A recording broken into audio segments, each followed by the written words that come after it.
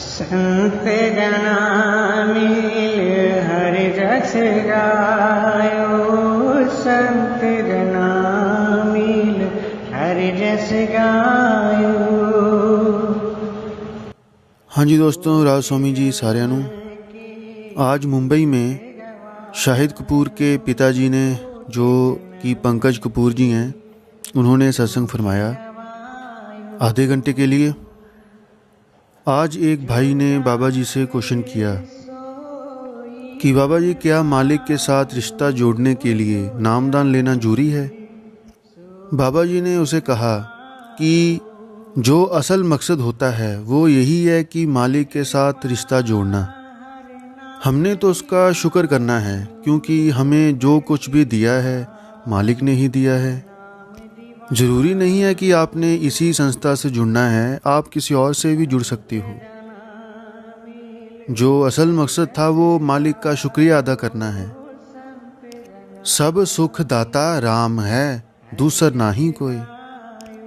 अगला किसी ने माइंड के बारे में पूछा कि बाबा जी, माइंड को कंट्रोल कैसे करते हैं? ये कंट्रोल नहीं होता। तो बाबा जी ने इस पर फरमाया, अगर हम कुछ गलत कर्म करते हैं तो हिसाब किताब तो हमें ही देना पड़ेगा, किसी और ने तो नहीं देना। इस टाइम हमारा मन बागी हुआ फिरता है, भटक रहा है इधर उधर। तो मालिक ने हमें विवेक की ताकत दी है कि हम अपना अच्छा और बुरा पहचान सकें, परख कर सकें। और अगर हम उसे पहचानते नहीं तो हम 5 मिनट की खुशी के लिए कुछ ऐसा कर्म कर दें जिसकी वजह से हमें सारी उम्र पछताना पड़े, तो उसका क्या फ़ायदा हुआ?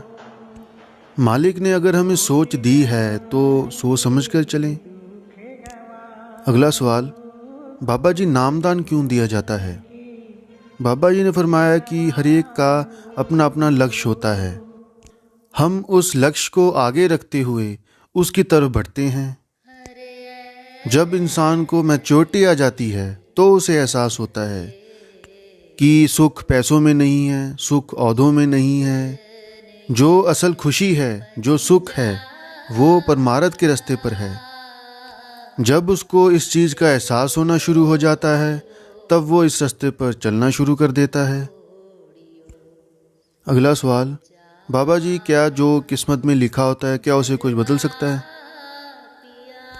बेटा, कोई भी ताकत हमारी किस्मत नहीं बदल सकती। कोई भी ताकत हमारी किस्मत में जो भी लिखा है उसे रोक नहीं सकती। जो साड़ी किस्मत विच नहीं लिखा, दुनिया की कोई ताकत नहीं है जो उसनू दे सके। बाबा जी जो हमारे लिए बुरा मांगते हैं, कुछ गलत विश करते हैं, बेटा जो मिलेगा हमें अपनी किस्मत का मिलेगा, हमारी करनी का मिलेगा, हमारी मेहनत का मिलेगा। किसी के सोचने के साथ, किसी के मांगने के साथ बुरा नहीं होने लगा। अगर हर किसी की ख्वाहिशें, इच्छाएं पूरी होने लग जाएं तो यहाँ तो तबाही मच जाएगी बेटा। अब इलेक्शन होते हैं, वहाँ कितने ही कैंडिडेट्स खड़े होते हैं। अब हर एक कैंडिडेट अपनी जीत का दावा करता है। अब जरूरी तो नहीं कि वही जीतता है, कई बार उसको हार का भी सामना करना पड़ता है। जो हमें मिलेगा वो वही मिलेगा जो हमारी किस्मत में लिखा हुआ है। बाबा जी, वेल विशर कौन होता है? बेटा, वेल विशर कोई भी नहीं होता। दुनिया तो मतलबी हुई बैठी है, सभी को अपने मतलब की पड़ी है। इसलिए हमें तो सोच समझ कर चलना है। हमने तो खुद अपने आप को देखना है कि हमारे लिए क्या बेहतर है, क्या नहीं। अगला क्वेश्चन दोस्तों कई टीनेजर्स के लिए है जो बचपन में जाते थे सत्संग घर और अभी नहीं जाते।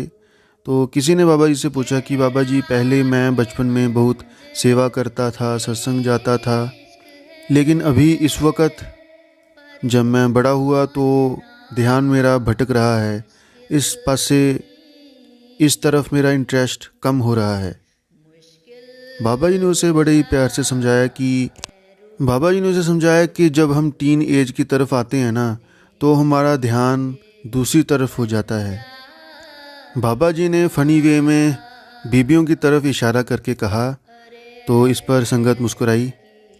संगत खिड़खिड़ा के हंस पड़ी।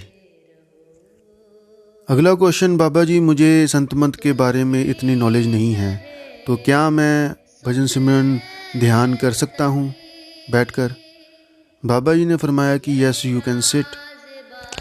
हाँ, सिमरन हम नहीं कर सकते बिना नामदान से, लेकिन आप बैठ जूर सकते हो ध्यान पे। बेटा, जो हमारा असल मकसद है ना, वो है कि हमें एक अच्छे इंसान बनने की कोशिश करनी है। Next question, Baba ji sometimes we worry about our past and present and future, so how can we deal with it? How can we handle this pressure and worries? Baba ji said, if we think about our past, then we also worry, we take guilt. Whatever happened is happened, we can't change it. Now as for future, then it is not in our hands. But if we don't live in our present, if we don't keep our present in good, then how our future will be good? So live in present with happiness. अगला question, किसी ने astrology के बारे में पूछा, ज्योतिष, ज्ञान, विद्या, तो बाबा जी ने इस पर फरमाया, मैं ये नहीं कहूँगा कि इसमें साइंस नहीं होती, लेकिन उसकी जो गहराई है, जो पुराने ज़माने में जब उसकी डीपली वो चीज़ें स्टडी करते थे, हर एक चीज़ को देखते थे, लेकिन आजकल इतनी गहराई में कोई जाता नहीं है। कुछ बातें गलत होती हैं, कुछ सही होती हैं। बाबा जी ने दोस्तों इस पर पहले भी फरमाया है कि ये एक बहुत फाइन साइंस है। अगर हाथ की रेखा या कुछ थोड़ा सा भी गलत हो जाए तो सारा कुछ बदल जाता है। आजकल तो 10% 20% ही सही होता है, बाकी सब गलत। हमारी लाइफ तो सुपरफिशियल हो गई है। अगला क्वेश्चन, बाबा जी अगर हमें ज़िंदगी में कोई चीज़ नहीं मिलती तो हम बहुत परेशान हो जाते हैं, तो ऐसे में क्या करना चाहिए? बेटा, ज़िंदगी में हमें कभी भी रिग्रेट नहीं होना चाहिए। जो होता है हमारे लिए बहुत अच्छा ही होता है। जो हमारे साथ कुछ गलत हुआ है, अगर हमसे कोई गलती हुई है, अगर हम उससे सीखेंगे तभी तो आगे बढ़ पाएंगे। और अगर सीखेंगे ही नहीं, अगर उसको रिग्रेट लेकर हम बैठ गए, उसी के बारे में अगर चिंतन करते रहे, तो फिर तो बोझ तो हमें नहीं उठाना है ना, कोई दूसरा तो नहीं उठाएगा। मालिक ने हमें सीखने के लिए वक़्त दिया है। अगर हम हिम्मत हार के बैठ जाएंगे, आगे नहीं बढ़ पाएंगे। अगला, किसी भाई ने कुछ बाबा जी से कहा था कि हमारे सेंटर में आओ, तो बाबा जी ने कुछ मजाक करते हुए कहा कि अब मैं सारे सेंटर्स में हुजूर जी को इनको भेजा करूँगा और ख़ुद मैं सत्संग करा करूँगा। तो ये सुनकर भी संगत बहुत खुश हुई। अगला, किसी भाई ने प्रश्न किया कि बाबा जी मुझे अंदर के नज़ारे लेने हैं जब सूरत अंदर जाती है। बाबा जी ने फरमाया कि बेटा, हम संभालने वाले बने, कदर करने वाले बने। पॉसिबल तो सब कुछ है, वो तो हमारे ऊपर बख्शिश ही बख्शिश करता आया है, लेकिन हम संभाल नहीं पाते। उसके देन में कोई कमी नहीं है, हमारे अंदर शक्ति नहीं है संभालने की, हमसे संभाला ही नहीं जाता। अगर हम संभालने वाले बन जाएं तो मालिक हमें और बहुत कुछ देगा। अगला सवाल, बाबा जी भजन सिमरन के दौरान कभी हमारे मन में नेगेटिव थॉट्स आते हैं, कभी पॉजिटिव। बाबा जी ने कहा कि हमें बेटा परख नहीं करनी, परख मन से आती है। हमें अपना ध्यान बस सिमरन की तरफ करना है, हमें बस सिमरन करते जाना है। अगर मन बीच में आना शुरू हो जाता है तो हमारा ध्यान नीचे की तरफ गिरना शुरू हो जाता है। कोई भी नेगेटिव पावर बीच में नहीं आ सकती, रुकावट नहीं डाल सकती अगर हम सिमरन कॉन्टिन्यूअस करते रहें। अगला सवाल किसी बहन ने किया कि बाबा जी मैं शिप में नौकरी करती हूँ, तो मुझे नॉन वेज सर्व करनी पड़ती है, तो क्या इससे हमारे कर्म तो नहीं बनते? बाबा जी ने फरमाया कि आप खा तो नहीं रहे ना। फिर बाबा जी ने बैंक का उदाहरण दिया कि अब देखो बैंक में कितने ही कर्मचारी होते हैं, अब उनको ये तो नहीं पता ना कि ये पैसा ब्लैक है या वाइट है, कहाँ से आ रहा है कहाँ से नहीं, ये पैसा चंगे कामों से आया है या मंदे कामों से आया है। इसलिए वो अपनी ड्यूटी पूरी कर रहे हैं। तो इसी तरह हमने भी अपनी ड्यूटी पूरी करनी है। हमने अपने आप को सही रखना है।